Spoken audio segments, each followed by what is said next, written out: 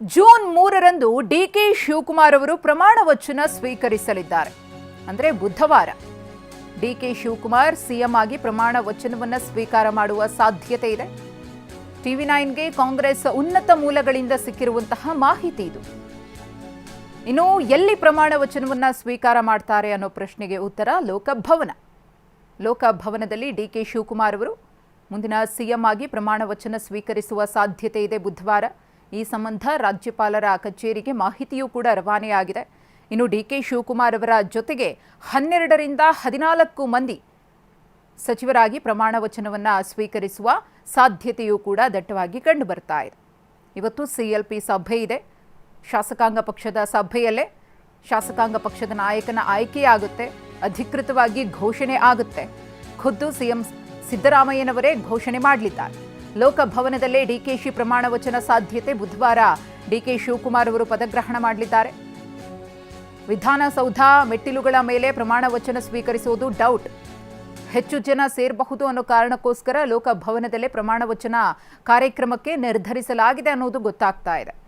ಹೆಚ್ಚು ಜನ ಸೇರಿದರೆ ಅಹಿತಕರ ಘಟನೆಯಾಗುವ ಆತಂಕ ಇದೆ. ಹೀಗಾಗಿ ಲೋಕಭವನದಲ್ಲೇ ಪ್ರಮಾಣ ವಚನಕ್ಕೆ ಪ್ಲಾನ್ ಅನ್ನು ಮಾಡಿಕೊಂಡಿದ್ದಾರೆ ಅನ್ನೋದು ಕಾಂಗ್ರೆಸ್ನ ಉನ್ನತ ಮೂಲಗಳಿಂದ ಸಿಗ್ತಾ ಇರುವಂತಹ ಮಾಹಿತಿ. ನಿನ್ನೆ ಮೊನ್ನೆ ಎಲ್ಲ ಗಮನಿಸ್ತಾ ಇದ್ವಿ, ವಿಧಾನಸೌಧದ ಮೆಟ್ಟಿಲುಗಳೇ ಡಿಕೆ ಶಿವಕುಮಾರ್ ಅವರು ಮುಖ್ಯಮಂತ್ರಿ ಆಗೋದಕ್ಕೆ ಸಾಕ್ಷಿಯಾಗುತ್ತವೆ ಅನ್ನೋ ಮಾಹಿತಿ ಲಭ್ಯವಾಗಿತ್ತು. ಆದರೆ ಹೆಚ್ಚು ಜನ ಸೇರಿ ಬೇರೆ ರೀತಿಯ ಅವಘಡಗಳಿಗೆ, ಅಹಿತಕರ ಘಟನೆಗಳಿಗೆ ಕಾರಣ ಆಗೋದು ಬೇಡ ಅಂತ ಹೇಳಿ ಮುಂಜಾಗ್ರತಾ ಕ್ರಮವಾಗಿ ಲೋಕಭವನಕ್ಕೆ ಶಿಫ್ಟ್ ಮಾಡುವ ಪ್ಲಾನ್ ಮಾಡಲಾಗಿದೆ. ಈ ಕುರಿತು ಮತ್ತಷ್ಟು ಮಾಹಿತಿಯನ್ನು ಕೊಡೋದಕ್ಕೆ ನಮ್ಮ ಪ್ರತಿನಿಧಿ ಪ್ರಮೋದ್ ಇದೀಗ ನೇರ ಸಂಪರ್ಕದಲ್ಲಿದ್ದಾರೆ. ಪ್ರಮೋದ್, ಜೂನ್ 3ರಂದು ಡಿಕೆ ಶಿವಕುಮಾರ್ ಅವರು ಸಿಎಂ ಆಗಿ ಪದಗ್ರಹಣ ಮಾಡ್ತಾರೆ ಅನ್ನೋದು ವಿಧಾನಸೌಧದಿಂದ ಲೋಕಭವನಕ್ಕೆ ಶಿಫ್ಟ್ ಆಗಿದೆ ಪ್ರಮಾಣ ವಚನ ಕಾರ್ಯಕ್ರಮ.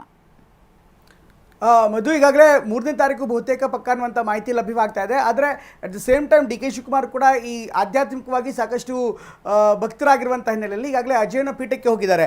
ಅಲ್ಲಿ ಏನಾದರೂ ಬದಲಾವಣೆ ಆದರೆ ಮಾತ್ರ ದಿನಾಂಕ ಬದಲಾಗುವಂಥ ಸಾಧ್ಯತೆ ಇದೆ. ಬಹುತೇಕ ಈಗ ಬರ್ತಾ ಇರುವಂಥ ಮಾಹಿತಿ ಪ್ರಕಾರ ಅಥವಾ ಕಾಂಗ್ರೆಸ್ನ ಉನ್ನತ ಮೂಲಗಳಿಂದ ಸಿಗ್ತಾ ಇರುವಂಥ ಮಾಹಿತಿಯ ಪ್ರಕಾರ ಬಹುತೇಕ 3ನೇ ತಾರೀಕು ಈ ಒಂದು ಪ್ರಮಾಣ ವಚನ ಕಾರ್ಯಕ್ರಮ ನಿಗದಿಯಾಗೋದು ಬಹುತೇಕ ಪಕ್ಕ ಅಂತ ಹೇಳಲಾಗಿದೆ. ಇದರ ಜೊತೆಗೆ ಜಾಗದ ಬಗ್ಗೆಯೂ ಕೂಡ, ಅಂದರೆ ವಿಧಾನಸೌಧದ ಮೆಟ್ಟಿಲ ಮೇಲೆ ಪ್ರಮಾಣ ವಚನ ಸ್ವೀಕರಿಸಬೇಕು ಅನ್ನುವಂಥ ಒಂದು ದಟ್ಟವಾದಂಥ ಮಾತು ಬಂದಿತ್ತು. ಆದರೆ ಅದಕ್ಕೆ ಸಂಬಂಧಪಟ್ಟಂತೆ ನೋಡೋದಾದರೆ ಈಗಾಗಲೇ ಒಂದು ಬೇರೆ ಬೇರೆ ಕಾರಣಗಳಿರುತ್ತೆ. ಒಂದು ಹೈಕೋರ್ಟ್ ಕೂಡ ಪಕ್ಕದಲ್ಲೇ ಇದೆ, ಜೊತೆಗೆ ಹೈಕೋರ್ಟ್ನ ಚಟುವಟಿಕೆಗಳು ಕೂಡ ನಡೀತಾ ಇದೆ. ಇಂಥ ಒಂದು ಸಂದರ್ಭದಲ್ಲಿ ಸಹಜವಾಗಿ ಬೇರೆ ಬೇರೆ ಸಂದರ್ಭದಲ್ಲಿ ಆಗಿಲ್ಲ ಅಂತಲ್ಲ, ಆದರೆ ಆಫ್ ಲೇಟ್ ಗಮನಿಸ್ತಾರೆ, ಅದರಿಂದ ಅನುಮತಿ ತೆಗೆದುಕೊಳ್ಳುವಂಥದ್ದು ಆ ರೀತಿ ಪ್ರಕ್ರಿಯೆಗಳು ಜಾಸ್ತಿ ಇರುತ್ತೆ.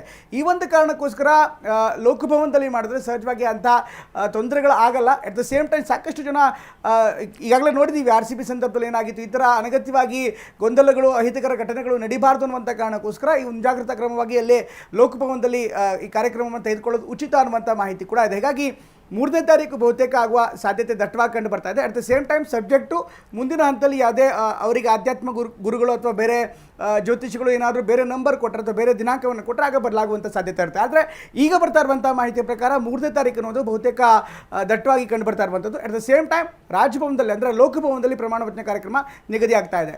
ಅದರ ಬದಲಾಗಿ ಇನ್ನು ವಿಧಾನಸೌಧದ ಬಗ್ಗೆ ಹೇಳೋದಾದರೆ, ವಿಧಾನಸೌಧದ ಮೆಟ್ಟಿಲುಗಳ ಮೇಲೆ ಸಾಮಾನ್ಯವಾಗಿ ಎಲ್ಲರೂ ಕೂಡ ತಗೋತಾರೆ, ಅದೊಂದು ಐತಿಹಾಸಿಕ ಫೋಟೋ ಇರುತ್ತೆ ಅನ್ನೋ ಕಾರಣಕ್ಕೋಸ್ಕರ. ಆದರೆ ಅಲ್ಲಿ ಅಭಿಮಾನಿಗಳಿಗೋಸ್ಕರ ಒಂದು ವಿಶೇಷವಂತ ವ್ಯವಸ್ಥೆಯನ್ನು ಮಾಡುವಂಥ ಸಾಧ್ಯತೆ ದಟ್ಟವಾಗಿದೆ ಅನ್ನುವಂಥ ಮಾಹಿತಿ ಕೂಡ ಈ ಒಂದು ಸಂದರ್ಭದಲ್ಲಿ ಕೇಳಿಬರ್ತಾ ಇದೆ. ಮಧು, ಧನ್ಯವಾದ ಪ್ರಮೋದ್, ತಮ್ಮ ಮಾಹಿತಿಗಾಗಿ.